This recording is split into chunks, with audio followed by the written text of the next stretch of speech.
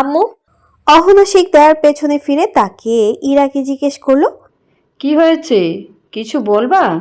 ইরা বেশ সংকোচ নিয়ে বলল। আসলে আম্মু, আমি একটু আমার আব্বুর সাথে কথা বলতে চাই। অহনা শিকদার বুঝতে পারেন ইরার কাছে হয়তো কোনো পার্সোনাল ফোন নেই বাড়িতে কথা বলার জন্য, তাই অহনা শিকদার নিজের ফোনটা ইরার দিকে দিয়ে বলল। কথা শেষ করে শাওয়ার নিয়ে নিচে খেতে আসো, আমি অপেক্ষা করছি। ঠিক আছে আম্মু। ইরা ফোনটা হাতে পাওয়ার সাথে সাথে কল করলো নিজের বাবার নাম্বারে। ফোনটা কয়েকবার রিং হওয়ার পর কলটা রিসিভ করলো সালমা চৌধুরী। অচেনা নাম্বার দেখে সালমা চৌধুরী কথা বললেন না, বরং কলটা রিসিভ করে স্পিকার অন করে আজাদ চৌধুরীর কাছে দেবে তখনই ভেসে আসে তাদের পরিচিত কণ্ঠের আয়োজন। ইরা ওপাশ থেকে বলছে। আম্মু, আমি ইরা, শুনতে পাচ্ছ? সালমা চৌধুরী মেয়ের শব্দ পেয়ে অঝরে কাঁদতে শুরু করেন। মাকে শান্ত করার জন্য ইরা বলল। আমি ঠিক আছি আম্মু, ভালো আছি আম্মু। সালমা চৌধুরী কিছুটা শান্ত হয়ে জিজ্ঞাসা করলো। কোথায় আছো তুমি? ফোন কোথায় পেলে? ইরা ঘটে যাওয়া সবকিছু বেশ সময় নিয়ে শান্তভাবে বুঝিয়ে বলল সালমা চৌধুরীকে। এতক্ষণে সালমা চৌধুরীর কান্নার শব্দ পেয়ে আজাদ চৌধুরীও পাশে এসে দাঁড়িয়েছেন। বেশ সময় নিয়ে ইরার সাথে আজাদ চৌধুরী এবং সালমা চৌধুরী কথা বলেন। বিকালের দিকে ইরা সবার সাথে বসে আছে। বাড়িতে ছেলে মানুষ কেউ নেই। অহনা শিকদার কোম্পানির কাজ করছে, তিনি সবসময় চুপচাপ থাকেন, তবে মাইমুনা শিকদার হাসি খুশি থাকেন সবসময়। কলি কলেজ থেকে এসে ফ্রেশ হয়ে নিচে গিয়ে ইরার পাশে বসলো।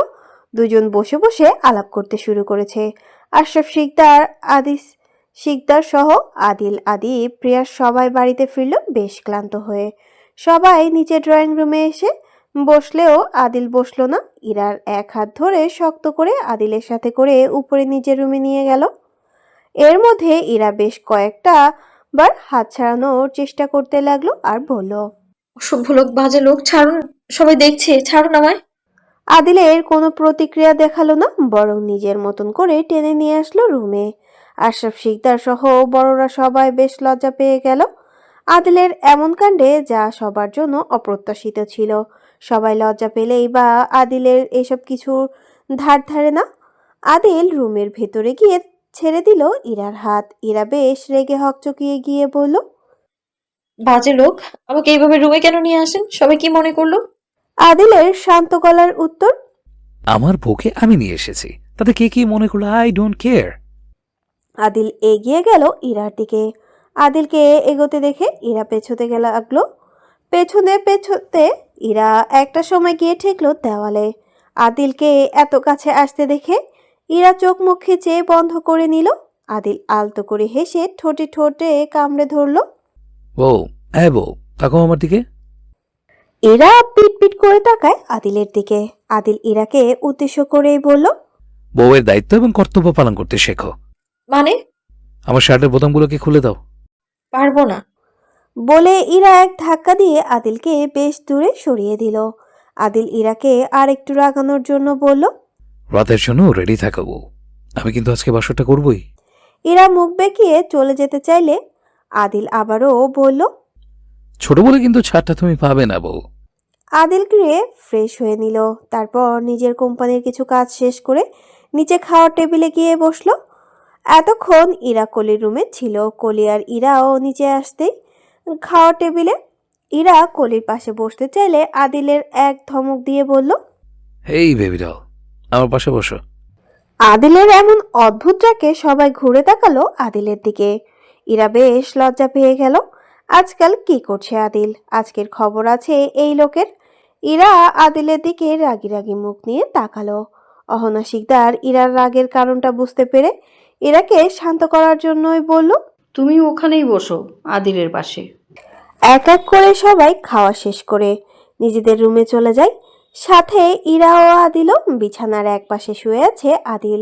সে তো আজকে কোনোভাবেই রুমের বাইরে যাবে না। যদি কোনো ড্রেস চেঞ্জ করার প্রয়োজন হয় তবে রুমেই করবে, তার সামনে। আজকে এই মেয়ের কোনো এক্সকিউজ শুনতে রাজি নই আমি। ইরা বিছানার এক পাশে গুটিসুটি মেরে বসে আছে। কি হবে আজকে? কোনো প্ল্যান আসতেছে না মাথায়। কি হবে তাহলে? কি আজকে কি সত্যি সত্যি মনে আসতেই আস্তাগফিরুল্লাহ পড়ে নেয় বেশ কয়েকবার। অতিরিক্ত টেনশনে হুট করে ভীষণ হেঁচকে উঠে যায় ইরার। পানি পানি করতেই আদিল বিছানা থেকে উঠে ওয়াশরুমের দিকে এগিয়ে যায় পানি আনতে। যেখানে পানি আনার জন্য যাবে নিচে ড্রয়িং রুমে, সেখানে কিনা যাচ্ছে ওয়াশরুমে। আদিল আজকে কোনোভাবেই রুমের বাইরে যাবে না, মানে যাবেই না। বাসর করবে মানে করবেই। আদিলকে ওয়াশরুমে ঢুকতে দেখে ইরা এক দৌড়ে গিয়ে ওয়াশরুমের দরজা আটকে দেয় বাইরে থেকে। ইরা বেশ শব্দ করে হাসে, আদিলকে আরো বেশি করে রাগানোর জন্য বলে, কি হলো শিকদার সাহেব, বাসরটা করবেন না? আপনি আজকে শুধু মশার কামড় নয়, বরং সাথে করে বোনাস হিসেবে ওয়াশরুমের বাজে গন্ধও পাবেন। আদিল ভেতর থেকে বারবার ডাকছে ইরাকে। ইরা কোনো হেলদোল নেই, সে বিছানার এক পাশে গিয়ে শুয়ে পড়লো। আদিল ওয়াশরুমের দরজার সামনে গিয়ে বেশি বেশি লাথি আর চিৎকার করে ডাকতে শুরু করলো ইরাকে। ইরা বেশ কিছুটা ঘাবড়ে গেল আদিলের এত ডাকাডাকিতে। এত রাতে এইভাবে চিৎকার চেঁচামেচি করে ডাকলে সবাই তাকে ভুল বুঝবে। আর আদিল যদি একবার বের হতে পারে তাহলে আজকে রাতে 12টা বাজিয়ে দেবে। এরা বিছানা থেকে উঠে এগিয়ে গেল ওয়াশরুমের দিকে। দরজার বাইরে দাঁড়িয়ে আদিলকে উদ্দেশ্য করেই বলল, যদি আরেকবার এমন করে চেঁচামেচি করেন তাহলে 7 দিন এই ওয়াশরুমের ভেতরে থাকার জন্য প্রস্তুতি নিন আপনি। ইরার কথায় আদিল চুপসে গেল। সে চেনে ইরাকে, তার সাহস আর রাগ সম্পর্কে বেশ ধারণা আছে আদিলের। তবে এতটা সাহসী সেটা বুঝতে পারেনি। আদিল মুখটাকে গোমরা করেই বলল, তুমি একমাত্র মেয়ে যে কিনা বাসর করার ভয়ে স্বামীকে ওয়াশরুমে রেখেছ। তোমার তো কোনো তুলনাই হয় না। বাহ, কি কপাল আমার। ইরা হি হি করে হাসতে শুরু করলো। মানুষ বলে বিয়ের পর নাকি বাঘও বিড়াল হয়ে যায়, তার প্রমাণ আজ নিজের চোখে দেখে নিল। ইরাকে এমনভাবে হাসতে দেখে আদিল রাগে ফুঁসতে ফুঁসতে বলতে লাগলো, আর তোমাকে বাচ্চা মেয়ে ভাবাটাই ছিল আমার জীবনের সব থেকে বড় ভুল।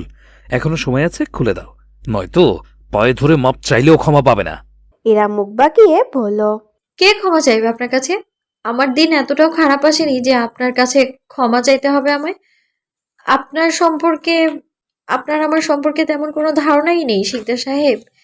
এবার থেকে নিজের বউয়ের সম্পর্কে একটু ধারণা রাখেন। আদিল গম্ভীর গলায় বলল, ঠিক আছে, সব ধারণাই রাখবো। আজকের জন্য একটু মায়া করো আর দরজাটা খোলো। আমাকে একটু বাসর করার সুযোগ করে দাও প্লিজ, জান বাচ্চা। চুপচাপ শুয়ে থাকুন, হয়তো ওয়াশরুমের এসিটাও বন্ধ করে দিবে। আদিল কাঁদো কাঁদো গলায় বলল, সত্যি এইখানেই থাকবো বউ? হ্যাঁ। আদিল শান্ত গলায় বলল, একটু দয়া মায়া করো বউ। ওসব ফালতু জিনিস আমার ডিকশনারিতে নেই তো শিকদার সাহেব। চুপচাপ ঘুমাবেন নাকি এসিটা অফ করে দেব? নাটক বাজ একটা। আমাকে ড্যাডকে ডাকো। কেন? আমি আরেকটা বিয়ে করব। তোমাকে বিয়ে করে আমার জীবনটা শেষ। পান্তা ভাতের থেকেও খারাপ করে দিয়েছো আমার জীবনকে। আমি শাহবাগে চলে যাব। এমন বউ লাগবে না আমার। এই মেয়ে জাহান্নামী। স্বামীর মন বুঝতে শিখে নাই। নিজের মনটাকে নরম করে স্বামীর কাছে আসতে শেখো, এখনো সময় আছে। ইরা শব্দ করে হাসতে থাকে। আদিল কিছুটা অসহায় হয়ে বলে, বাসর বাসর ফিল পাচ্ছি জান, খোলো না। ইরা আর কথা বাড়ালো না, বিছানায় গিয়ে রুমের লাইট অফ করে শুয়ে পড়লো। আদিল বুঝতে পারলো ইরা শুয়ে পড়েছে, এখন আবার বেশি ডাকাডাকি করলে সত্যি সত্যি এসিটা বন্ধ করে দেবে। মা আছে দয়া, না আছে মায়া। অন্তত একটা বালিশ তো দিতে পারতো। এই মেয়ে ম্যানার্স বলতেও কিছু শিখেনি। আমার কুত্তা কপাল। হয় আল্লাহ, হয় বউকে কাছে এনে দাও, নয়তো নতুন বিয়ে করার সাহস দাও। প্রেয়াস রাতের খাবার শেষ করে বাগানের একপাশে দাঁড়িয়ে সিগারেট খাচ্ছে। ঘড়ির কাঁটা রাত 10টার কাঁটায়। সিগারেট শেষ করে রুমে চলে যাবে, ঠিক তখনই গাড়ির শব্দ পেয়ে পেছনে তাকাতে দেখে এক অল্প বয়সী নারী স্যুটবুট পরে ভেতরের দিকে আসতেছে। প্রিয়াস মেয়েটিকে চেনে না, এর আগে কখনো দেখেনি। তবে তার মনে হলো এ যেন কোনো এক রাতপরীকে দেখছে। কি তার দৃষ্টি, তার হাসি, উজ্জ্বল মুখ। অফস, হায় আল্লাহ, একই নারী নাকি পরি? প্রিয়াস চোখের পলক ফেলছে না। মেয়েটি আস্তে আস্তে বাড়ির দিকে এগোতে থাকে আর প্রিয়াসের কাছে সবটা স্বপ্নের মতন লাগতে থাকে। কিছু সেকেন্ডের ভেতর মেয়েটি চলে আসে রুমের ভেতরে। প্রিয়াস নিজের শক্ত ঢোক গিলে মেয়েটির দিকে এগিয়ে গিয়ে মেয়েটিকে উদ্দেশ্য করেই বলল, এই তুমি নারী নাকি রাত পরি? আয়রা অবাক হলো। না, এই ছেলেটাকে চেনে না, আগে কখনো দেখেছে, তবে মধ্যরাতে কি বলে এসব পিনিক আছে নাকি। তাই আয়রা নিজের হাতে তুড়ি মেরে প্রিয়াসকে বলল, হেই ইউ, আপনি কি পিনিকে আছেন? প্রিয়াসের শান্ত গলার উত্তর। এত সুন্দর রাত পরি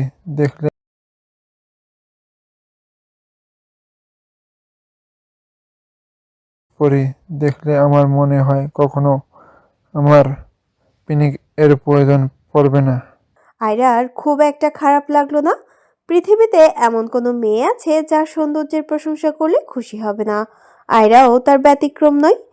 তার বেশ ভালোই লাগলো। সামনে থাকা পুরুষটি বেশ লম্বা চওড়া, গায়ের রং হালকা শ্যামলা, তবে দেখতে মন্দ নয়। প্রিয়াস ব্রুকে হাত আয়রার দিকে তাকিয়ে বলতে লাগলো, অফস love it's first sight. What? Priyas আয়রাকে বেশ ভালো করে নজর ঘুরিয়ে দেখলো। দেখতে মন্দ হয় না, দম ওয়াক একদম ওয়াও। তবে এত রাতে কোথা থেকে আসলো বুঝতে পারছে না। তাই আয়রাকে উদ্দেশ্য করেই বলল, এত রাতে কোথা থেকে আসা হলো রাত পরে? আয়রা শান্তভাবে উত্তর দিল, অফিস থেকে।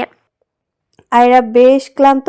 সারাদিন বেশ অনেকখানি পরিশ্রম করা হয়েছে। নতুন কোম্পানি দাঁড় করানোর 4টেখানেক কথা নয়। আয়রা আর দাঁড়ালো না, সোজা নিজের রুমে চলে গেল। প্রিয়াস ঠায় দাঁড়িয়ে কিছুক্ষণ দেখলো আয়রাকে। এমন একটা রাত পরি তো পিয়া সিকদার ও ডিজার্ভ করে। আই লাইক ইউ রাত পরি। আজকাল আশরাফ শিকদার নির্বাচন নিয়ে বেশ ব্যস্ত থাকেন, আর অহনা শিকদার কোম্পানি নিয়ে ব্যস্ত থাকে। তারা ঠিক মতন কথা বলার জন্য সময়টা পর্যন্ত পান না। অহনা শিকদার কোম্পানির কাজ করছেন। প্রায় দেখা যায় অহনা শিকদার যতটুকু সময় বাড়িতে থাকেন ততখানি কম্পিউটার নিয়ে বসে থাকেন, কাজ করেন। আর আশরাফ শিকদার সামনেই নির্বাচনের জন্য প্রচুর ব্যস্ত থাকেন। সারাক্ষণ ফোনের পর ফোন লেগেই থাকে। Ahana Sikdar formal dress change করে নাইট ড্রেস পরে এলো। হালকা করে হাত মুখ ধুয়ে ফ্রেশ হয়ে বডি ক্রিম লাগাতে শুরু করলেন।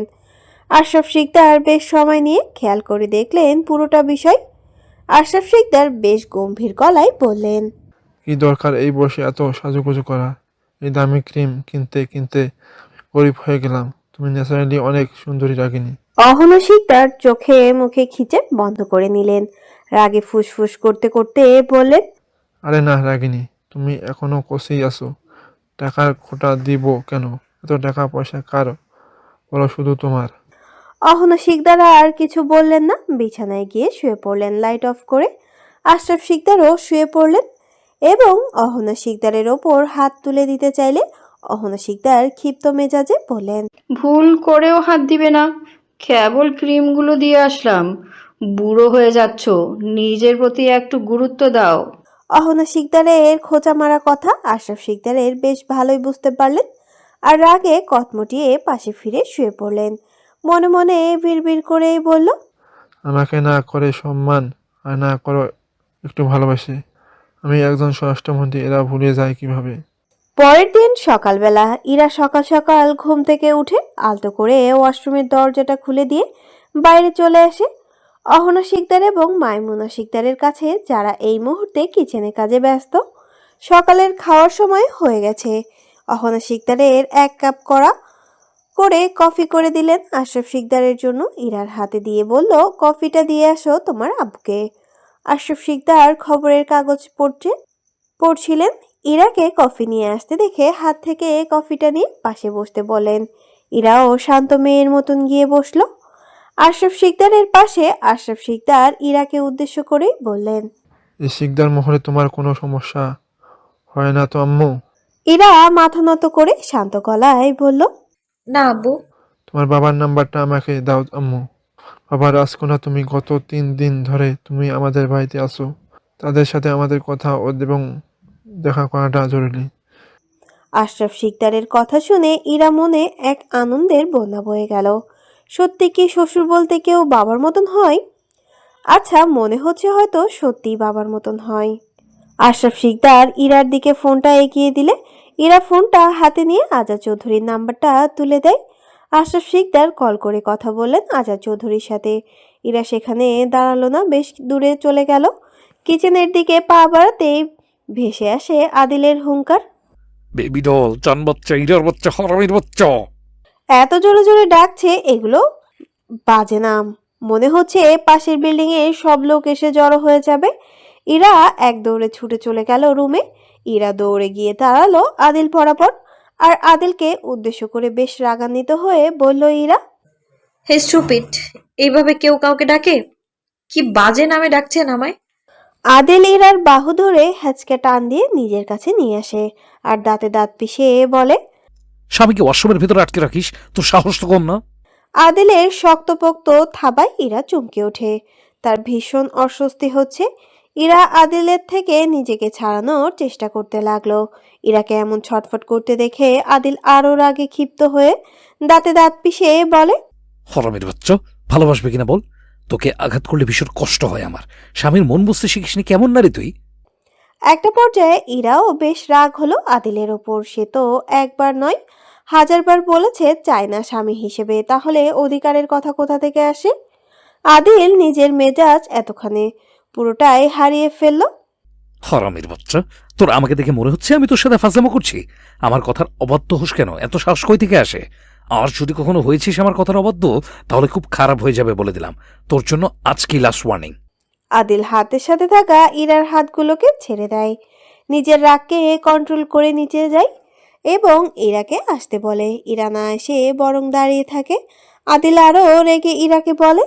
1 মিনিট তো দূরে থাক, 1 সেকেন্ডও দেরি হলে তোর খবর আছে। কুইক! ইরা আদিলের পেছন পেছন নিচে ড্রয়িং রুমে গিয়ে বসলো, যেখানে খাবার খাওয়ার জন্য সবাই আগে থেকে বসে আছে। আজকে আয়রা সহ সবাই বসেছে। আয়রা বেশ কয়েকবার আদিলকে দেখলো। আদিল বিষয়টা বুঝেও বেশ ইগনোর করলো আয়রাকে। অন্যদিকে প্রিয়াস রাতের রাত পরি ভেবে দেখছে আয়রাকে। এক দেখাতেই আয়রার প্রতি বেশ ভালো লাগা কাজ করতে শুরু করেছে। সবার খাওয়া শেষের দিকে তখন জুথি আর ঈশান হাজির হয় শিকদার মহলে। এই সকালে জুথিকে কখনো দেখবে তা স্বপ্নেও আশা করেনি ইরা। জুথিকে দেখে ইরা সামনের দিকে এগিয়ে যায়, গিয়ে জুথিকে জড়িয়ে ধরে। জুথির পাশে থাকা ঈশানকে উদ্দেশ্য করে ইরা বলল। কেমন আছো ভাইয়া? ভালো আছি বনু, তুই কেমন আছিস? আমিও ভালো আছি ভাইয়া। ঈশান কথা শেষ করে এগিয়ে গেল ড্রয়িং রুমের দিকে। ঈশানকে উদ্দেশ্য করে আশরাফ শিকদার বললেন। কেমন আছো ইয়াং ম্যান? ভালো আছি আঙ্কেল, আপনি কেমন আছেন? আশরাফ শিকদার সহ পরিবারের সবাই বুঝতে পারলো না ইরা এবং ঈশান কি সম্পর্ক, তবে তাদের কথা শুনে মনে হলো তারা বেশ পূর্ব পরিচিত। আদিল ঈশান ওরা দুজনে ওপরে নিজের রুমে চলে গেল। ইরা জুথিকে গিয়ে বসালো সোফায়। জুথির বেশ মন খারাপ দেখে ইরা জিজ্ঞাসা করলো। কি হয়েছে জুথি, তোর কি মন খারাপ? জুথি রেগে গিয়ে ইরাকে বলল। তুই কেন আমাকে বলিসনি তোর ভাই ঈশান বিবাহিত? ইরার কাছে সবটাই অদ্ভুত লাগলো। ঈশান ভাইয়া বিয়ে করলো কবে? ভাইয়া বিয়ে করলে তো অবশ্যই সবাই জানতো। তাহলে কি ভাইয়াও কাউকে কিডন্যাপ করে বিয়ে করেছে? ইরার ভাবনার মাঝে জুথি বলল। তোর ভাইয়ের একটা 4 বছরের বাচ্চাও আছে, আরেকটা নাকি হবে কিছুদিন পর। ইরা শব্দ করে হেসে ফেলল জুথির কথায় আর বলল। আরে পাগলি, ভাইয়া ভাইয়া তাহলে তোকে মিথ্যে কথা বলেছে। ভাইয়া তো বিয়ে করেনি। আমি 100% শিওর। ভাইয়া তো ইউএস থেকে পড়াশোনা শেষ করে এসেছে 3 বছর আগে। তাহলে 4 বছর একটা বাচ্চা কিভাবে থাকবে? কিন্তু তোর ভাইয়া যে বলল। মিথ্যা। ভাইয়া তোকে বলেছে? আদিব জুথি আর ইরাকে কথা বলতে দেখে এগিয়ে আসলো ওদের কাছে। ইরার একপাশে বসে ইরাকে জিজ্ঞাসা করলো। ভাবি এনিকে? ইরা শান্ত গলায় বলল। আমার বেস্ট ফ্রেন্ড। আদিব দুষ্টুমির ছলে বলল। ও, তাহলে তো আমাদের বেন। আদিব উঠে গিয়ে জ্যোতির দিকে হাত বাড়িয়ে দিয়ে বলল, হাই, আমি Adib, nice to meet you. জুথিও হাত মিলিয়ে বলল। হাই, আমি জুথি। আদিব বলে। ভালোই হলো, আমার তো বাংলাদেশে কোনো গার্লফ্রেন্ড বা বেস্ট ফ্রেন্ড নেই, অন্তত একটা বেন তো হলো। আদিবের কথায় জুথির মাথায় বেশ দুষ্টু একটা আইডিয়া চলে আসে। ঈশানকে রাগানোর একটাই বেস্ট অপশন। তাই জুথিও আদিবের সাথে তাল মিলিয়ে বলে, সেম, আমার জন্য অনেকটাই ভালো হলো, অন্তত একটা ছেলে বেয়াই তো হলো। বাড়িতে থাকা একজন কাজের লোক এসে কিছু হালকা নাস্তা দিয়ে গেল। ইরা জুথির সামনে নিয়ে খাবারগুলো এগিয়ে দিল আর খাবার খাওয়ার জন্য বলল। খাওয়া শেষ করে ইরা জুথির ওপরে যেতে থাকে। আদিব যাবে না বলে ফোন দেখেছিল। তখনই জুথি কিছুটা এগিয়ে গিয়ে আদিবকে বলল তাদের সাথে ওপরের রুমে আসতে। বেআইন বলেছে, তার মানে যেতে হবে। তাই আদিবও মানা করলো না, বরং ওদের সাথে ওপরে গেল। প্রিয়াস বাগানের একপাশে দাঁড়িয়ে আছে। আয়রার ড্রাইভার গাড়ি বের করছে। আয়রা রেডি হয়ে নিচে গাড়ির কাছে এসেছে। তখনই ড্রাইভার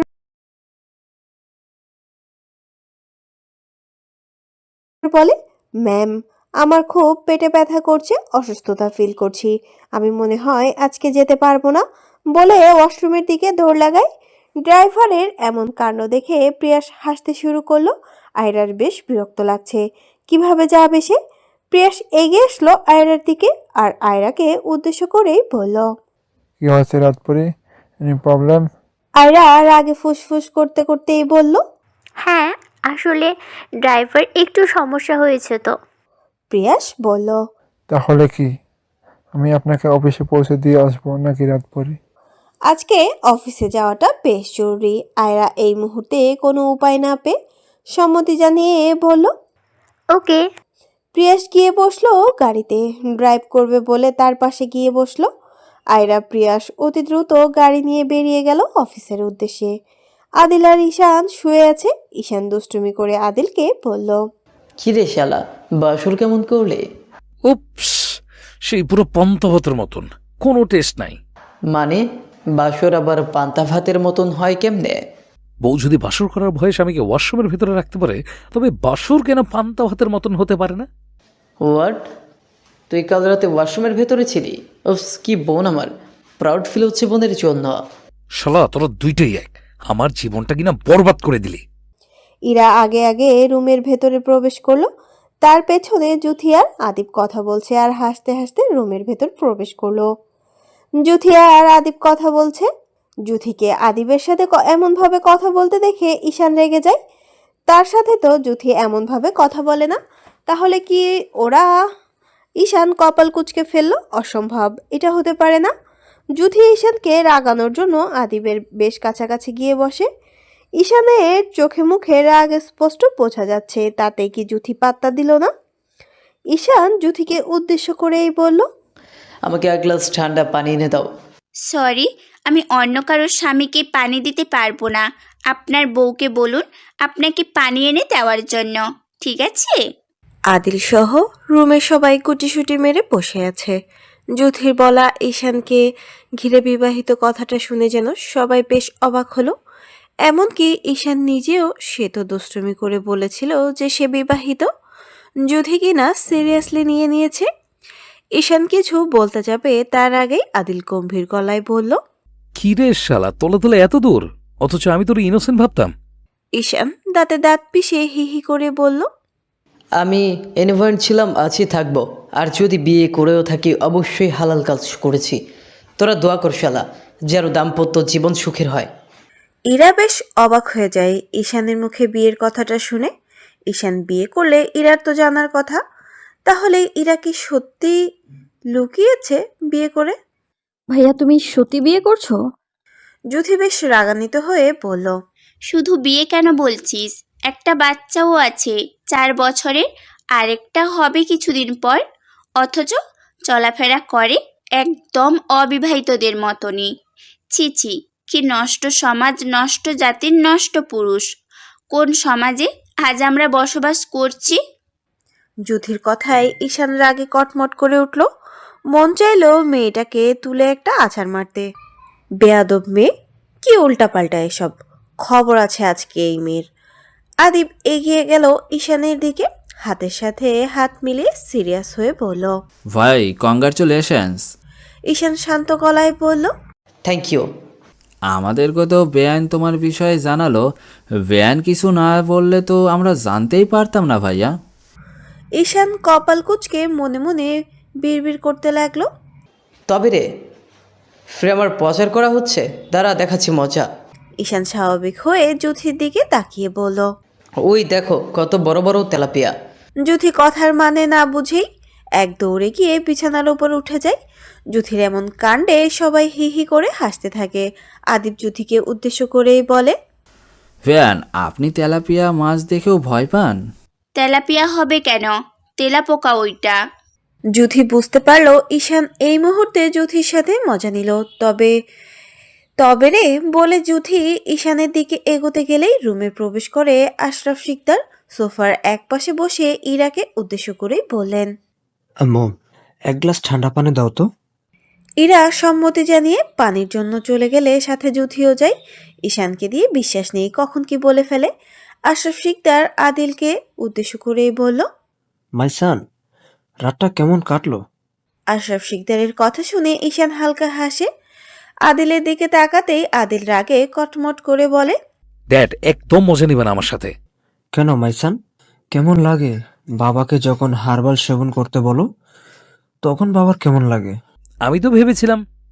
বেহা ছেলে, চুপ করো, বাবা হই তোমার। ঈশান এগিয়ে গিয়ে আশরাফ শিকদারের পাশে বসলো। আঙ্কেল, জানেন ঠিক কতটা মিস করেছি আপনাকে। আমি আপনার কাছে প্রায় আসতে চাই, কিন্তু আদিল নানান এক্সকিউজ দিয়ে আসতে নিষেধ করে। জানেন আঙ্কেল, সেদিন দুবাই থেকে একদম করা মাল নিয়ে এসেছি। আদিল তো আপনাকে দেখতেই পারে না, সোজা না করে দিয়েছে আপনি নাকি বাজে জিনিস খান না। একদম বাজে ছিল আপনার। আদিল গম্ভীর গলায় বলল, বাবার কাছে ছেলে নামে বদনাম, আহা কি অসাধারণ দৃশ্য। তোকে তো নোবেল দেওয়া উচিত। নোবেল যেহেতু দিতে চাইতেছিস, আমি না করবো না। অবশ্যই ভালো কোয়ালিটির দিবি।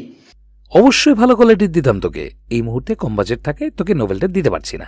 তবে আমি মোটেও ছোট লোক নই, তোর জন্য স্পেশাল গিফট আমার জাইঙ্গাটা তোকে দিচ্ছি, অবশ্যই যত্ন করে রাখবি। শালা তুই আসলেই ছোট লোক। আশরাফ শিকদার কথা ছেড়ে বললেন, কিডন্যাপ করে বিয়ে করে নিয়ে এসেছো? আমি কিছু মনে করিনি, তবে তোমাকে তো বিয়ের জন্য তেমন কোনো গিফট দেওয়া হয়নি, তাই তোমার জন্য আমার পক্ষ থেকে ছোট্ট একটা গিফট। আশরাফ শিকদারের কথা শেষ করার আগেই আদিব বলে উঠল, this is not fair dad. আমি বিয়ে করিনি বলে কি আমি কোনো গিফট পাবো না? এটা হতে পারে না ড্যাড। আশরাফ শিকদার দুষ্টু হাসি হেসে বললেন, মাই বয়, তোমার জন্য গিফট আছে, একটু ওয়েট করো। Okay dad. এই নাও মাই সান, তোমার হানিমুনের টিকিট। আদিলের পিঠ ও পিঠ নেড়ে দেখল আর গম্ভীর গলায় আশরাফ শিকদারকে বললেন, আমার সাথে মজা নিচ্ছ ড্যাড? এখানে তো একটা টিকিট। হ্যাঁ, আমি নিজে গিয়ে তোমার জন্য কেটে নিয়ে এসেছি। বউ ছাড়া আমি হানিমুনে গিয়ে কি করব? রুমেই বা কি করো? ওয়াশরুমে গিয়ে ঘুমাও, কষ্ট হয়।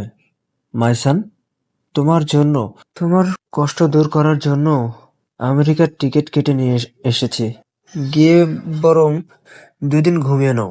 বাবা হই তোমার, তোমার জন্য মায়া হওয়াটাই স্বাভাবিক। হ্যাঁ, দেখলাম কত মায়া করছো আমার জন্য। বউ ছাড়া আমাকে হানিমুনে যাওয়ার ব্যবস্থা করছো। তোমার হানিমুনে তুমিই যাও, আমি যাব না। আমি তো যেতে চাই মাইসান, কিন্তু তোমার মম তো যেতে চায় না। আমি নাকি বুড়ো হয়ে গেছি। মম তো ঠিকই বলেছে, তোমার বয়স হচ্ছে ড্যাড, তুমি এখন আর কোচি নেই। নিজের দিকে একটু তাকিয়ে দেখো ড্যাড। বেহায়া ছেলে, বাবা হই তোমার, একদম বুড়ো বলবা না আমাকে। আমার বয়স কত কম তুমি জানো? ড্যাড, তোমরা বাপ ছেলের ঝগড়া বন্ধ করবা, আমার গিফট দাও।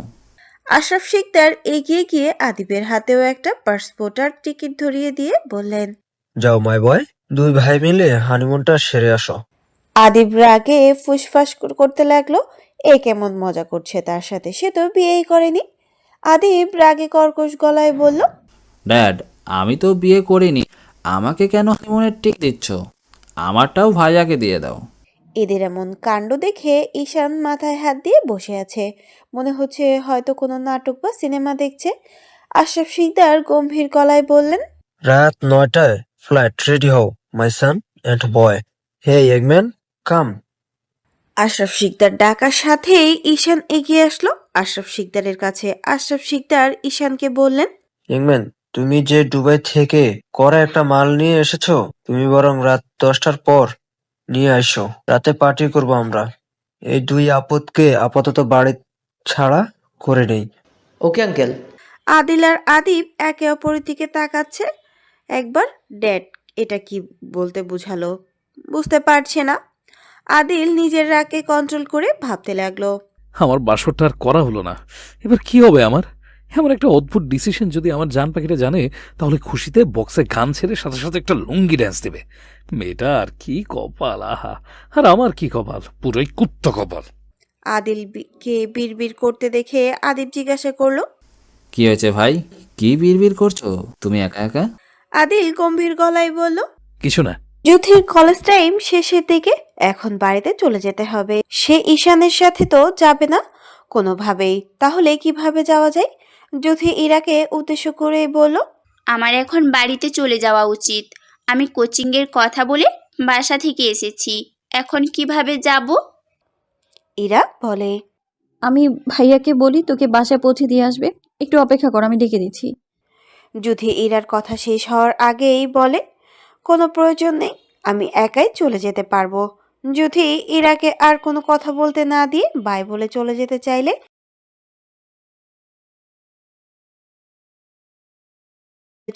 চাইলে ঈশান পেছন থেকে ডাকে যুথিকে। ঈশানের সাথে আশরাফ শিকদার নিজেও ছিলেন। ঈশান বেশ রাগান্বিত হয়ে যুথিকে বলল, এই মেয়ে কোথায় যাচ্ছ? বাসায়। তোমার এত সাহস হয় কোথা থেকে? তোমাকে আমি নিয়ে এসেছি, সো আমি যখন তোমাকে নিয়ে যাব তুমি ঠিক তখনই যাবে, আন্ডারস্ট্যান্ড? ঈশানের কথায় যুথি বেশ মেজাজ গরম হলো। তাকে নিয়ে কে বলছে?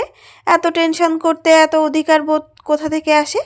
বউ আছে তাকে, গিয়ে রাগ দেখাক। যুথির রাগের গতিবেগটা সবাই চট করে বুঝে ফেলল। আশরাফ শিকদার ঈশানকে উদ্দেশ্য করেই বলল, ইয়াংম্যান, তুমি বরং মেয়েটিকে বাসায় পৌঁছে দিয়ে আসো। ঈশান সম্মতি জানিয়ে বলে। Okay uncle. যুথি আশরাফ শিকদার এবং ইরাকে বাই বলে চলে গেল সোজা ঈশানের গাড়িতে। অহনা শিকদার নিজের সব জামা কাপড় লাগেজে তুললেন। রাত 9টায় ফ্লাইট। ব্যস্ততার জন্য আশরাফ শিকদারকে দিয়ে টিকিট পাঠিয়ে দিয়েছিলেন আদিল এবং আদিবের কাছে। কোম্পানির কিছু ইম্পর্টেন্ট কাজের জন্য আজ রাতে আমেরিকা যেতে হবে। আশরাফ শিকদার ভয়ে ভয়ে গিয়ে বসলেন সোফায়। ভয়ে পাওয়ারই কথা, যেখানে তাকে পাঠানো হয়েছিল কোম্পানির বিষয়ে কথা বলার জন্য, সেখানে ছেলেদেরকে গিয়ে বলে এসেছে হানিমুনের কথা। যদি আদিল বা আদিব সত্যিটা বলে ফাঁসিয়ে দেয় তাহলে এই রাগিনীটা যে কি করবে। আশরাফ শিকদার এসির মধ্যেও ঘামছেন। তাই দেখে অহনা শিকদার এগিয়ে গিয়ে শরীরের তাপমাত্রা মেপে দেখলেন আশ্চর্য, কিছুই হয়নি, সবকিছু ঠিক আছে, তবে এমন করে ঘামছে কেন? অহনা শিকদার ঠিক বুঝতে পারলেন কোনো একটা উল্টোপাল্টা করে এসেছেন। তাই অহনা শিকদার গম্ভীর গলায় বললেন, আমার ছেলে কি উল্টাপাল্টা বলে এসেছো? সত্যি করে বলবা। আশরাফ শিকদার ভয়ে ভয়ে বললেন, ছি অহনা, এই তোমার আমার প্রতি বিশ্বাস? ওরা শুধু তোমার ছেলে নয়, আমারও ছেলে। আমি কেন শুধু শুধু উল্টাপাল্টা বোঝাতে যাব? নাটক বন্ধ করে সত্যি করে বলো, কি বলে এসেছো আমার ছেলেদেরকে? আশরাফ শিকদার উঠে দাঁড়াতে দাঁড়াতে বললেন, আমি একজন স্বরাষ্ট্রমন্ত্রী। তুমি আমাকে চোখ বন্ধ করে বিশ্বাস করতে পারো, তবে আমার সম্পর্কে তোমার ছেলেরা বাজে কথা বলতে পারে, এটাই স্বাভাবিক। তবে তুমি একদম বিশ্বাস করবে না। কথা শেষ করে আশরাফ শিকদার উঠে চলে গেলেন। আর কিছু সেকেন্ড থাকলে কোন কথার কোন মিনিং তা বের করতে রাগিনীর 1 মিনিটও টাইম ওয়েস্ট হবে না। আদিল গাড়ি নিয়ে বেরিয়ে গেল। কিছু কেনাকাটা করতে হবে তাকে। ঈশান আর যুথি বেরিয়ে গেছে বেশ কিছুক্ষণ আগে। ঈশান রাগে নিজের চোয়াল শক্ত করে যুথিকে বলল, আদিবের সাথে এত হাসাহাসি করার কারণটা কি? যুথি চুপ করে আছে। তার মনে হলো ঈশান যুক্তি ছাড়াই কথা বলছে। আদিবের সাথে যা নিয়েই কথা বা হাসাহাসি করুক তাতে ওনার কি। যুথি এমন বেখেয়ালি ভাব দেখে ঈশান শক্ত করে গাড়ি থামালো, যেন মনে হলো কিছুর সাথে ধাক্কা লাগলো। ঈশান বেশ রেগে গেল যুথির ওপর। নিজের চোয়াল শক্ত করে যুথিকে বলল, what is wrong with you? What's your problem? Answer me now. যুথি বেশ বিরক্ত নিয়ে বলল, আপনার সমস্যাটা কি? হ্যাঁ, বিরক্ত করছেন কেন আমাকে? ঈশান দাঁতে দাঁত পিষে বলল, হোয়াট? বাংলা বুঝতে পারেন না? আমি যার সাথেই কথা বলি না কেন, তাতে আপনার কি প্রবলেম শুনি? আমার পার্সোনাল বিষয়। আমি কার সাথে হাসাহাসি করি বা কান্না করি সেটা একমাত্র আমার ব্যক্তিগত ব্যাপার। আপনি আমার পার্সোনাল লাইফে ইন্টারফেয়ার করবেন না। I don't like.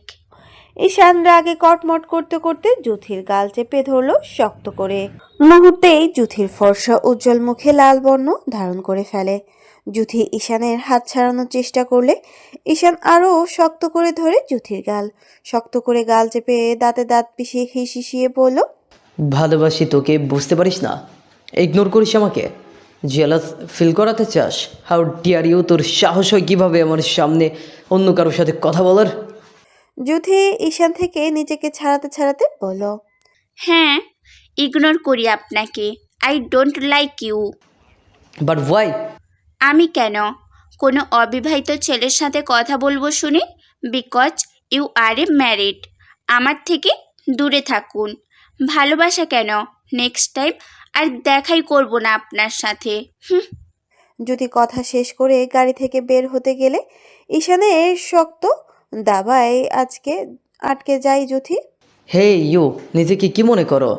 নিজেকে আপাতত তেমন কিছুই মনে করছি না, তবে আপনাকে আপাতত অশ্লীল, অসভ্য, লাফাঙ্গা আর বেহায়া মনে করছি।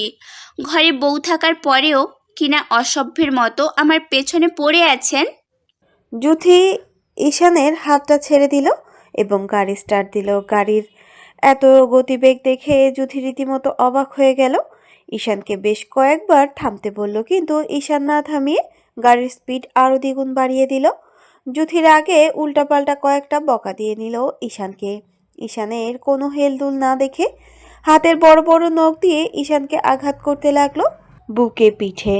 ঈশান বাধা দিল না, বরং পকেটে থাকা ফোনটা হাতে নিয়ে কল করলো রিফাতকে আর বলল তাড়াতাড়ি কাজে অফিসে আসতে।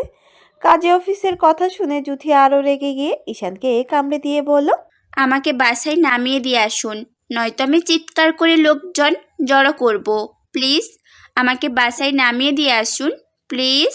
ঈশান নিজের চোল শক্ত করেই বলল, আমার সাথে বিয়াদবি করার ফল কি হতে পারে তুমি আজকেই বুঝতে পারবা। জ্যোতি ভয়ে সিটিয়ে যাচ্ছে, তার ভীষণ কান্না পাচ্ছে। সে তো জানতো ঈশান বিবাহিত না, তাহলে কি তাকে খুব বেশি রাগিয়ে দিয়েছে সে? জ্যোতি ঈশানকে খুব করে অনুরোধ করে বলল, সরি, আর বেয়াদবি করব না আপনার সাথে। আমাকে যেতে দিন না প্লিজ। জীবনেও ভুল করে আপনার সামনে আসবো না কখনো, প্রমিস। ঈশান বাঁকা হেসে বিড়বিড় করে বলল, আমি জানি ম্যাডাম, আমি আপনাকে আজ যেতে দিলে আপনি হারিয়ে যাবেন। আমি তো এতটা বোকামি করতে পারি না বেবস। আদিল নিজের সমস্ত কিছু কেনাকাটা করে বাসায় চলে এসেছে। এসে সোজা নিজের রুমে চলে গেল। ইরা কেবল শাওয়ার নিয়ে ওয়াশরুম থেকে বের হয়েছে। চুলগুলো এখনো পুরোটাই ভেজা, চুল গড়িয়ে পানি পড়ছে। টাওয়ালটা কোথায় যেন রেখেছে মনে পড়ছে না, তাই ভেজা চুলগুলোকে হাত খোপা করে বেঁধে রাখে। আয়নার সামনে গিয়ে মুখে হালকা করে ক্রিম লাগালো। আদিল হন্তদন্ত হয়ে রুমে প্রবেশ করলো। প্রবেশ করতেই চোখে পড়ল তার ছোট্ট বউটাকে। আদিল এগিয়ে গেল ইরার দিকে, ইরার কোমরকে নিজের কাছে টেনে আনবে। ইরা আয়নার সামনে দাঁড়িয়ে থেকে সবটা বুঝে ফেলে ইরা এক ঝটকায় দূরে সরে গেল। আদিল আর এগোলো না, বরং ওয়াশরুমে গিয়ে ফ্রেশ হয়ে নিল। ফ্রেশ হয়ে বিছানার উপরে রাখা একটা প্যাকেট ইরাকে দিয়ে বলল, এটা তোমার। ইরা বেশ অবাক হয়ে বলল, কি আছে এই প্যাকেটে? আছে হয়তো কোনো একটা ইম্পর্টেন্ট জিনিস। এটা তোমার, নাও। লাগবে না আমার কোনো কিছু। নিতে বলছি। লাগবে না বললাম না। আচ্ছা, তুমি কি জন্ম থেকেই ঘাটতারা? মানে? একটা কথা 100 বার কেন বলতে হয় তোমাকে? শান্ত মেয়ের মতো আমার সব কথা শুনতে পারো না? আমার লক্ষ্মী বউ হয়ে থাকতে পারো না? মনে হচ্ছে একটু বেশি বেশি আশা করে ফেলছেন। চিন্তা ভাবনা পরিবর্তন করেন শিকদার সাহেব। এমনটা চিন্তা ভাবনা করলে বড্ড বেশি লস হয়ে যাবে আপনার। আমাকে রাগিয়ে দিস না জান বাচ্চা, নয়তো খুব খারাপ হয়ে যাবে। ওহ, তাই নাকি?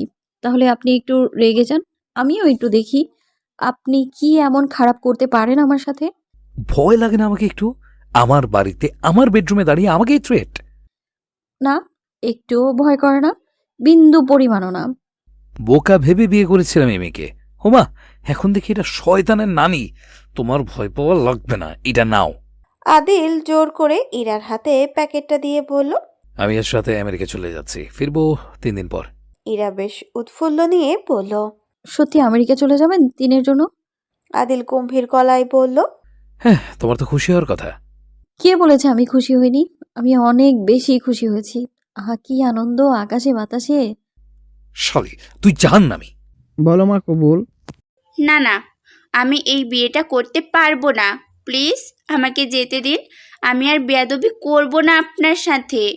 কান্নারত জ্যোতি ভয়ে টুকরে কান্না করতে করতে ঈশানকে খুব আকুতি মিনতি করে বলল। ঈশান রাগী গম্ভীর গলায় বলল, তোমার ড্রামা দেখার জন্য আমি এখানে আসিনি। তাড়াতাড়ি কবুল বলো আর আমার সাথে চলো। টাইম ওয়েস্ট করো না আমার। ঈশানের কথায় জ্যোতি আরো প্রচন্ড রেগে ঈশানের গাল বরাবর একটা থাপ্পড় মারল আর রাগে কটমট করতে করতে বলল, লাফাঙ্গার লোক, আমাকে এখানে নিয়ে এলি কেন শুনি? আমার বাবা জানতে পারলে না তোকে জানে মেরে দিবে। জানের মায়া থাকলে আমাকে যেতে দে। কাজে অফিসে থাকা 4জন লোকের সামনে চটটা মারায় ঈশান বেশ অপমান বোধ করলো। ঈশান রাগে যুথির দিকে এগিয়ে যেতেই পেছন থেকে রিফাত ডেকে বলল, ভাই আপনি শান্ত হন, বিয়েটা তো স্বাভাবিক মতন হচ্ছে না, কিছুটা জোরপূর্বক ভাবি রাগ করাটাই স্বাভাবিক, শান্ত হন ভাই। রিফাতের কথায় ঈশানের ভয়ঙ্কর রাগ কিছুটা হলেও আপাতত কমেছে। এর মধ্যে কাজী বলে উঠল, আপনারা যান এখান থেকে, আমি জোর জবরদস্তি করে কারোর বিয়ে করাতে পারবো না। ঈশান পকেট থেকে 20,000 টাকার একটা বান্ডেল টেবিলের ওপর রেখে কাজীকে উদ্দেশ্য করে বলল, এতে হবে নাকি আরও লাগবে? কাজী এই মুহূর্তে ঈশানের থেকে নিজেকে ছাড়িয়ে টাকায় হাত বুলিয়ে দেখলো, বাহ, অনেকগুলো টাকা মনে হচ্ছে। আজকে পুরো মাসের থেকেও বেশি ইনকাম হলো। কাজী খুশিতে গদগদ হয়ে ঈশানকে বলল, বাবা বসো, বিয়েটা তাড়াতাড়ি করে পড়িয়ে দেই, শুভ কাজে দেরি করতে নেই। কাজী যুথিকে বলল, বলো মা কবুল। যুথি চুপ করে বসে বসে কান্না করছে। কাজী বেশ কয়েকবার যুথিকে বলল কবুল বলার জন্য, কিন্তু যুথি বলল না। ঈশান সোজা দাঁড়িয়ে রিফাতকে উদ্দেশ্য করেই বলল, এই মেয়ের বাড়ি কোথায় আছে? লোকেশন বের করে ইমিডিয়েটলি বাড়িতে আগুন লাগানোর ব্যবস্থা কর। সবাই মরে যাক, তারপর আমি ওকে বিয়ে করব। যা কুইক। ওকে ভাই। রিফাত বলেই কাজী অফিস থেকে বের হতে গেলে তার আগে যদি একবার দুবার নয় পুরো 20 বারের বেশি কবুল বলে ফেলেছে। কাজী আলহামদুলিল্লাহ বলে শুভ কাজটা শেষ করলেন। রিফাত দৌড়ে পাশের দোকান থেকে মিষ্টি এনে সবাইকে দিল। ঈশান মুচকি মুচকি হেসে আদুরে গলায় যুথিকে বলল, নতুন জীবনের শুভেচ্ছা বেবস। মিসেস ঈশান হয়ে সারা জীবন আমার পাশে থাকার জন্য প্রস্তুতি নাও। বিয়ের কাজ শেষ করে সবাই যখন বের হতে যাবে তার আগে কাজী রিফাতকে ডেকে বললেন, আচ্ছা বাবা, আবার ও যদি এরকম বড় লোক বিয়ে পড়াতে হয় তাহলে কিন্তু অবশ্যই আমার এখানে নিয়ে আসবা। অবশ্যই নিয়ে আসবো, কেন না। রিফাত এগিয়ে গিয়ে টেবিলের ড্রয়ার থেকে টাকাগুলো বের করে কাজীর হাতে 2,000 টাকা ধরিয়ে দিয়ে বলল, 100 টাকা বেশি দিলাম, এখন সময় স্বল্পতার কারণে ভাঙ্গা করে নিয়ে যেতে পারছি না, তবে আমি যে কোনো দিন আসতে পারি, অবশ্যই ভাঙ্গা করে রাখবেন। কাজীর মুখটা ফ্যাকাশে করেই বলল। কি হলো এটা? রিফাত বাঁকা হেসে বলল, আপনি একটি অনুবাদ হয়তো পড়েননি, আমি বলছি আপনি শুনুন। লোভে পাপ, পাপে মৃত্যু। অতিরিক্ত লোভ করা ভালো নয়, স্বাস্থ্যের জন্য ক্ষতিকর। ও মা, আপনার তো দেখি স্বাস্থ্যই নেই। আচ্ছা রাতভরি তোমাকে এত কষ্ট করে অফিসে আসতে বলতো আমাকে, তুমি এত কাজ করলে তোমার সৌন্দর্য তো রোদে পুড়ে নষ্ট হয়ে যাবে, তখন তোমাকে বিয়ে করবে কে? আয়রা প্রিয়াসের কথায় অদ্ভুত ভঙ্গিতে হাসলো আর বলল, আবার কেন এসেছেন আপনি? আমি মমের সাথে বাসায় চলে যেতে পারতাম। প্রিয়াস গম্ভীর গলায় বলল। আমি কি তাহলে আপনাকে বিরক্ত করলাম রাতভরি? আয়রা শান্ত গলায় বলল, আরে এমন কিছু নয়, আপনি আমাকে একদমই বিরক্ত করছেন না। আপনার কষ্ট হবে বলে আমি নিষেধ করেছি আপনাকে। না মিস রাতভরি, আমায় কেন কষ্ট হয় না, আমার বেশ ভালোই লাগে। ইরা সোফায় বসে বসে এই গেমস খেলছে। আদিলের দেয়া প্যাকেটের ভেতরে দামি একটা আইফোন ছিল। আদিল দেশের বাইরে চলে গেলে তো ইরার সাথে যোগাযোগ করতে পারবে না ফোন ছাড়া। ইরার তো এই বাড়িতে কোনো পার্সোনাল ফোন নেই। সেসব দিক চিন্তা করে ইরাকে নতুন একটা ফোন কিনে দেয়া হয়েছে। আদিল আমেরিকা চলে যাবে, তাই নিজের জামা কাপড় লাগেজে তুলছে। আদিলের মাথায় দুষ্ট বুদ্ধি এসে উদয় হলো, তাই ইরাকে উদ্দেশ্য করে আদিল বলল, জানবাচ্চা দেখো তো, আমার ওয়ার্ড্রোবের ভেতরে কালো রঙের একটা জামা আছে, নিয়ে এসো। আদিলের এমন শান্তভাবে কথা বলা দেখে ইরা চুপচাপ এগিয়ে গেল ওয়ার্ড্রপের দিকে। ওয়ার্ড্রপ খুলে দেখে সব জামা কাপড় সুন্দরভাবে গোছানো, যেখানে কালো রঙের শার্টের সংখ্যা অনেক বেশি। তবে যে টি শার্টের সংখ্যা কম এমন নয়, টি শার্টগুলোও কালো। ইরা বুঝতে পারছে না আদিল কেন কালো রঙের এই জামার কথা বলছে। ইরা আদিলকে বলল, এখনো তো অনেকগুলো শার্ট আর টি শার্ট আছে, কোনটা নিয়ে আসবো? আদিল দুষ্টু হাসি হেসে বলল, ছোট মিয়া কাকে বলেছে ইরা বুঝতে পারেনি, তাই ড্রয়ার খুলে হাত লাগাতেই দেখে, ছি বাজে লোক, ছি ছি, কি বাজে নোংরা আপনি, ছি কি বাজে নোংরা আপনি, যান যান দূরে যান। আদিল দুষ্টু হাসি হেসে বলল, অশুভ লোক, বেহায়া লোক, বাজে লোক। জীবনেও ভালো হবে না, তাই না? না, আমি ভালো হব না। পৃথিবীতে ভালো মানুষের দাম নেই। তার মানে আপনি বোঝাতে চাইছেন আপনি খারাপ? Yes, I am bad boy. ভালো মানুষের এত কম হলে হয়তো খারাপ মানুষের দাম একটু বেশি। তাহলে চলেন, আপনাকে বরং বাজারে নিয়ে গিয়ে বিক্রি করে দিয়ে আসি। এটা কোনো কথা বউ? সামান্য করে টাকার জন্য জামাইকে বিক্রি করে দিবা? শালি, তুমি বিশ্বজাহান্নামী। হ্যাঁ, আপনার মতো স্বামীকে পেয়ে তো আমি জান্নাতে যাওয়ার আশাটা করতে পারি না, তাই না? কেন পারো না? আমি কি খুবই খারাপ? এই যে কথায় কথায় আমাকে জাহান্নামী বলেন। তাছাড়া আপনাকে আমি কখনো পশ্চিম দিকে ঘুরে একটা আছাড় পড়তেও দেখি না। নামাজ তো দূরেই থাক। তুমি কি কোনোভাবে আমাকে ইনসাল্ট করলা? না তো, ইনসাল্ট কিভাবে করে আমি তো জানিই না। আমি তো শুধু অপমান করতে জানি, আর আপনি তো ওইটারই যোগ্য। তবে রে। আদিলের কথা শেষ করে ইরার দিকে তেড়ে গেল। তখনই রুমের ভেতর প্রবেশ করলো আদিব, যেন হাসি থামছেই না। আদিল এবং ইরা উদ্দেশ্য করে বলল, সরি ভাই অ্যান্ড ড্যাড, রুমে নক না করে আসার জন্য। নক করে আসলে হয়তো তোমাদের ঝগড়াটা মিস হয়ে যেত। বাই দ্য ওয়ে, তোমরা বেশি করে ঝগড়া করো, আমি বরং বসে বসে দেখি। ইরা আদিবকে উদ্দেশ্য করেই বলল। তেমন কিছু না ভাইয়া। আদিব কিছুটা রেগে আর কিছুটা হেসে আদিলকে বলল, ভাই, তুমি না লাভ ম্যারেজ করেছো? তাহলে ভাবির পেছনে এত লাগো কেন? 10টা না 5টা না, একটা মাত্র কিউটের ডিব্বা আমাদের ভাবি। যাও ভাইয়া, ভাবির থেকে দূরে যাও। তোমাকে ভাবির পাশে একদম মানায় না।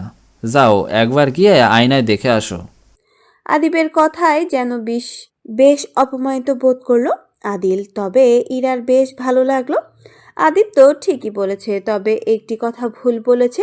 তাদের তো লাভ ম্যারেজ নয়। তাই ইরা আদিবকে বলল, ভাইয়া আপনি হয়তো জানেন না, আমাদের লাভ ম্যারেজ নয়। আপনার ভাই আমায় কিডন্যাপ করে বিয়ে করেছে। ইরার কথা শুনে আদিব বেশ অবাক হওয়ার মতন নাটক করে বলল, কি বলছেন ভাবি? আপনাদের কি তাহলে কিডন্যাপ ম্যারেজ ভাবে? হ্যাঁ। ভাই, মম পাঠিয়ে দিল, বের হওয়ার টাইম হয়ে গেছে তো তাই। এর মধ্যে আদিল রাগে ফুসফুস করতে লাগলো। রাগের গতিবেগ প্রচণ্ড। আদিব কোনো মতে বুঝতে পেরে আদিলকে বলল। আদিব বলেই এক দৌড়ে ছুটে রুম থেকে পালিয়ে গেল। আদিব প্রপারভাবে রেডি হয়ে নিল। আয়নার সামনে গিয়ে নিজের চুল সোজা সাপটা করে নিল। ইরা একপাশে দাঁড়িয়ে দেখছে সবটাই। আদিল এগিয়ে গেল ইরার দিকে।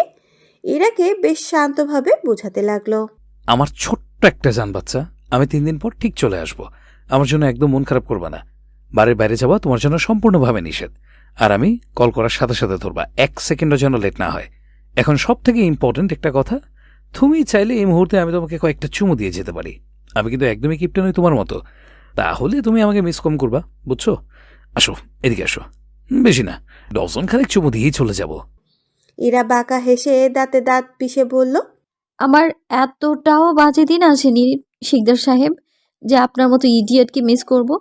মানুষ বলে না পাগলের সুখ মনে মনে, আপনারও ঠিক একই অবস্থা দেখা যাচ্ছে। শুভ কাজে দেরি করিয়ে দিলা। থাক থাক, হার জড়িয়ে ধরতে হবে না। আদিল আর কথা বাড়ালো না। সানগ্লাসটা চোখে দিয়ে বের হয়ে গেল।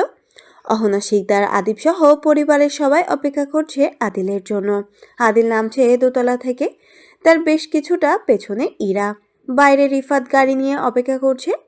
সবাই এক এক করে গাড়িতে উঠল। রিফাত গাড়ি স্টারিং দিল। এখন সোজা এয়ারপোর্টে চলে যাবে। কলি ইরার দিকে এগিয়ে গিয়ে বলল, জানো ভাবি, আজ আমাদের কলেজে একটা নবীনবরণ অনুষ্ঠান আছে। আমি সেখানে নাচ করব। তোমাকে কিন্তু আমার সাথে নিয়ে যাব। ইরা হ্যাঁ বা না কিছুই বলে না। কলি ইরাকে টেনে নিজের রুমে নিয়ে যায় নাচের রিহার্সেল করবে বলে। কলি বক্সে গান বাজালো আর নাচতে শুরু করলো। নাচের মধ্যে ইরাকে জিজ্ঞাসা করলো, কেমন হয়েছে ভাবি? অসাধারণ। ইরা বক্সের গানটা বন্ধ করে নিজের পছন্দ মতন একটা গান জুড়ালো আর উড়াধুরা নাচতে শুরু করলো। 3 দিন খুব শান্তিতে কাটবে। আহা কি আনন্দ আকাশে বাতাসে। গানের লাইন, ঈশান জুথিকে নিয়ে ঠিক জুথির বাড়ির সামনে নামিয়ে দিতে চাইলে জুথি জানায় সে বাসায় যাবে না। ঈশান জুথি শান্তভাবে জিজ্ঞাসা করলো, বাসায় যাবে না তাহলে কোথায় যাবে? ঈশান জুথিকে শান্তভাবে জিজ্ঞাসা করে, আপনার সাথে আপনার বাসায় যাব। মানে? হ্যাঁ, এখন আমার বিয়ে হয়ে গেছে। আপনি আমার স্বামী, আমি আপনার বাড়িতেই আপনার সাথেই থাকবো। ওমা একাকে দেখিয়ে আবেগ ছেড়ে বিবেকে আসো। এতক্ষণ তো বিয়ে করতেই চাইছিলে না, আর এখন স্বামীকে ছাড়া থাকতে পারছো না। এই অদ্ভুত এই মেয়েগুলা। বিয়ে করতে চাইনি তো করে ফেলেছি। আমার কোচিংয়ের টাইম আরও 5 ঘন্টার আগে ওভার হয়ে গেছে। এখন বাড়িতে গেলে অনেক প্রবলেম হবে আমার। তাছাড়া আমি তো আমার স্বামীর বাড়িতেই যাচ্ছি, তাই না? বেবস, আপনি আপনার স্বামীর বাড়িতেই যাবেন, তবে যে একটা সমস্যা আছে। কি সমস্যা? আমার যে আরেকটা বউ আছে না, সে যদি দেখে আমি আরেকটা বিয়ে করে নিয়ে এসেছি, তাহলে তো আমাদের দুইজনকেই ঝাড়ু পিটনি দিবে। এখনই ভয়াবহ যুদ্ধের জন্য আপনি প্রস্তুত? যুথি বেশ ভয়ে ভয়ে বলল,